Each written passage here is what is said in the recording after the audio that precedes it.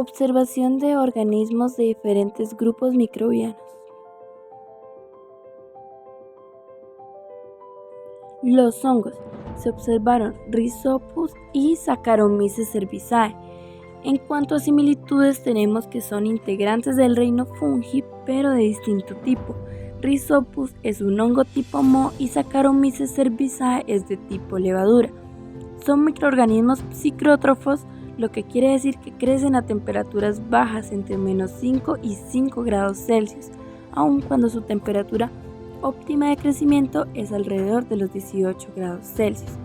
Crecen en ambientes ácidos, son eucariotas. ¿Esto qué quiere decir? Que están formados por células con un núcleo verdadero. Son heterótrofos, por lo que no son capaces de producir su propia comida y deben alimentarse de otras fuentes. Son saprofito y parásitos en fuentes de materia orgánica, y esto nos indica que se reproducen en los alimentos. Tienen pared celular principalmente compuesta con quitina. Por otro lado, tenemos varias diferencias, entre ellas la estructura, ya que Rhizopus, por ser un moho, es multicelular y filamentoso, por lo que visto en el microscopio se pueden observar hebras con muchas ramificaciones, también llamadas hifas. Sus células generalmente son alargadas, y como dato, este tipo de hongo es el que podemos observar en los alimentos como limones o naranjas. Por otro lado, Saccharomyces es una levadura y tiene una estructura mucho menos compleja, ya que es unicelular con una forma circular u ovalada de sus células y no posee hifas.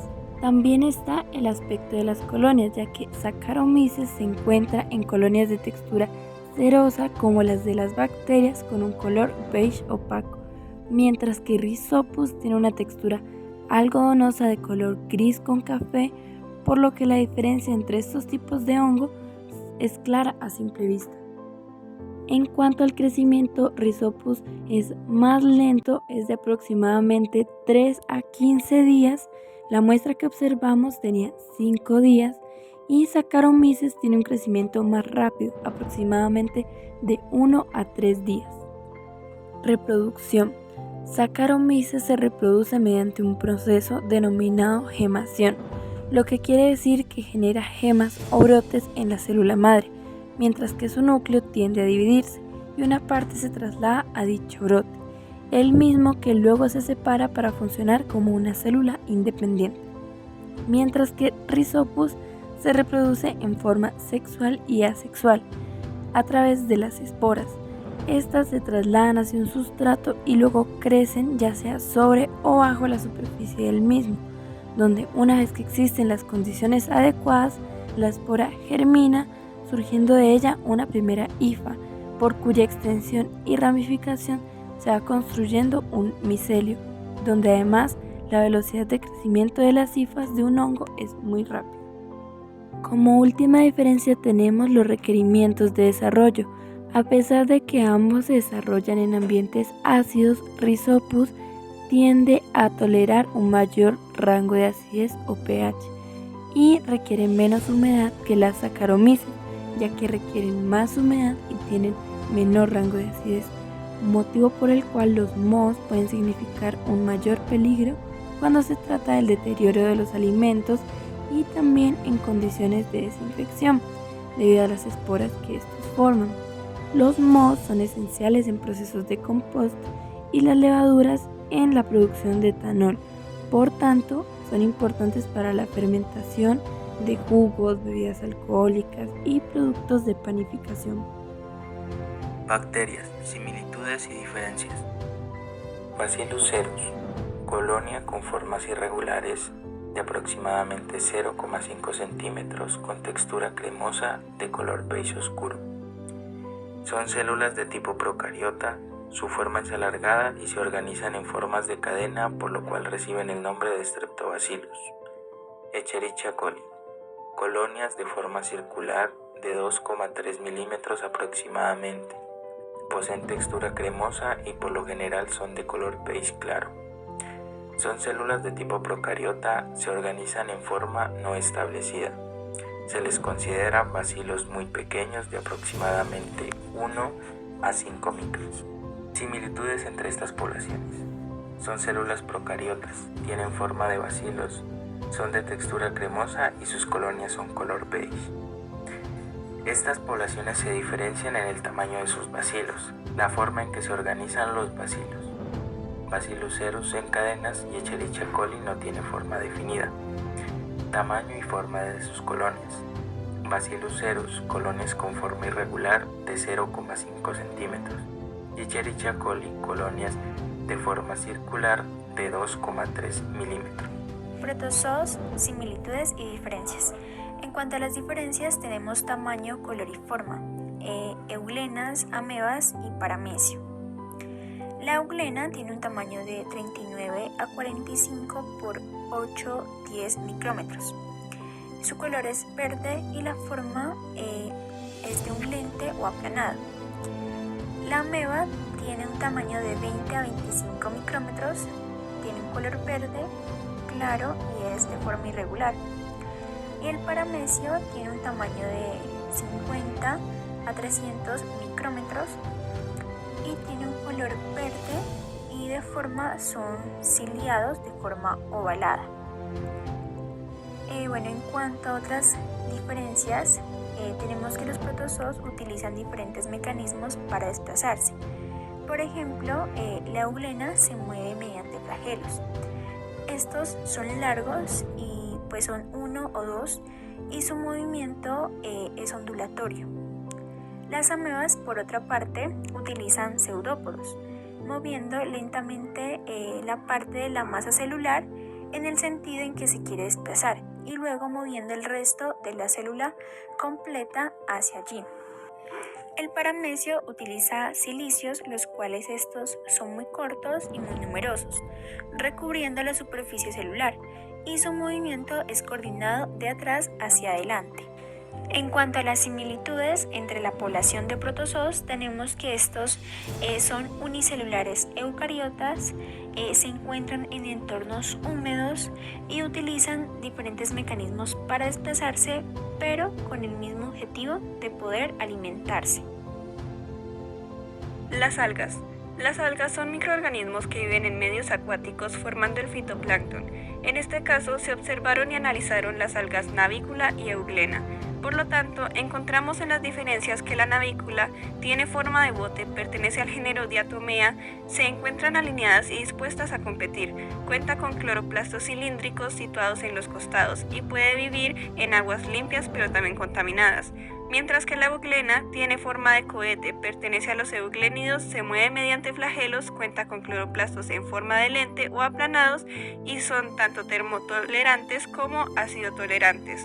Y en similitudes se tiene que son unicelulares, son resistentes, además de que se encuentran en agua dulce y o salada. En cuanto a similitudes entre las poblaciones microbianas, tenemos las siguientes. Los hongos y los protozoos son heterótrofos. Tanto hongos como protozoos tienen flagelos para la locomoción. Hongos y protozoos son eucariotas. Algas y bacterias son procariotas. Las algas y los protozoos pertenecen al mismo reino, protista, que es un reino usado para ubicar a muchos organismos que no encajaban bien en ninguna categoría. La bacteria y el protozoo es que ambos son organismos unicelulares. Las bacterias y los hongos forman esporas y estos pueden resistir algún antibiótico. Pueden transformar también la materia orgánica. Y por último, las algas y algunas bacterias son autótrofas. En cuanto a diferencias entre los grupos microbianos, tenemos que los hongos son inmóviles a diferencia de las algas y protozoos, mientras que las bacterias pueden ser móviles e inmóviles. Además, los hongos son pluricelulares, mientras que protozoos y bacterias unicelulares y las algas tanto unicelulares como pluricelulares. Igualmente, los hongos, saliéndose de la definición microorganismo, pueden tener una vida también macroscópica. Los protozoos carecen de pared celular a diferencia de los hongos, algas y bacterias. Por otro lado, las bacterias carecen de mitocondrias, aparato de Golgi, retículo endoplasmático y ocasionalmente de lisosomas, mientras que los otros grupos cuentan con ello. También se tiene que las bacterias son anaerobias, a diferencia de los demás, aunque algunos protozoos pueden llegar a ser anaerobios. Las bacterias pertenecen al reino Monera y son procariotas, al contrario de los hongos, protozoos y algas, que son del reino protista y eucariotas. Sin embargo, cabe resaltar que en las algas se excluyen a las azul-verdosas, que se conocen como moneras y procariotas.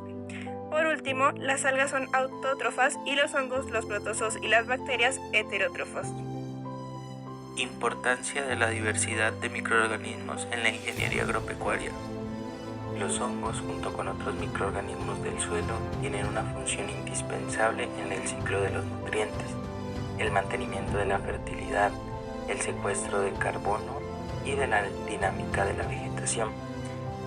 Los hongos han probado ser de gran utilidad en la producción agrícola desde diferentes aspectos: la mineralización, el control biológico y como biofertilizantes. Existen hongos que forman asociaciones mutualistas con las plantas, llamados hongos micorrizas. Estos hongos contribuyen de forma sustancial en la nutrición de las plantas. También permite mayor resistencia de la planta a la sequía, ya que ayuda a la capacidad de absorción de agua. Estos hongos absorben azúcares de la raíz de la planta e introducen nutrientes como el fósforo, nitrógeno, potasio, calcio, azufre, zinc, entre otros.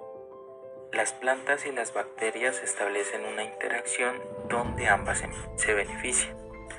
Las bacterias obtienen de la planta moléculas esenciales para su desarrollo y a su vez proporcionan a la planta nutrientes, minerales y fitohormonas que contribuyen al crecimiento vegetal.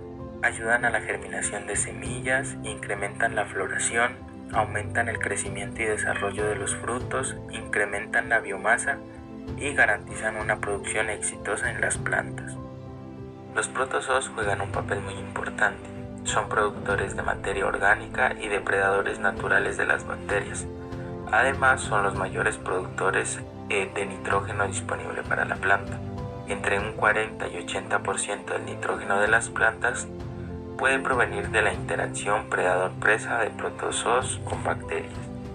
Las algas se encuentran en suelos fértiles, ricos en bases con nitrógeno y fósforo disponible, y tienden a ser escasas en suelos arenosos, estériles y ácidos. Contribuyen a solubilizar a los minerales del suelo, estimulando el crecimiento y el rendimiento de los cultivos. Además, favorecen la actividad microbiana del suelo.